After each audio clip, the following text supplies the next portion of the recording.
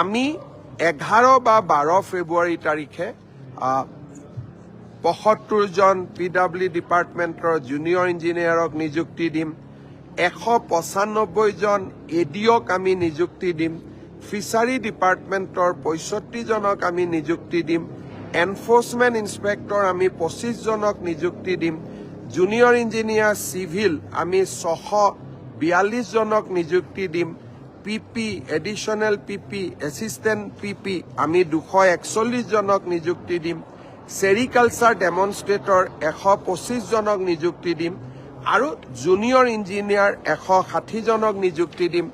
এনেকে 2000 যুৱক যুৱতীক আমি 11 বা 12 ফেব্ৰুৱাৰী তাৰিখে চৰকাৰত আমি নিযুক্তি দিম।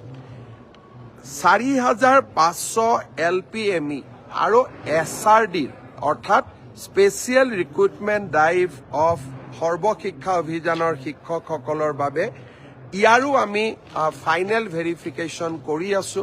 আমি চেষ্টা কৰি আছো যাতে ফেব্ৰুৱাৰীৰ ভিতৰতে আমি এই নিযুক্তিৰ প্ৰক্ৰিয়াও আমি সমাপ্ত কৰিব পাৰোঁ।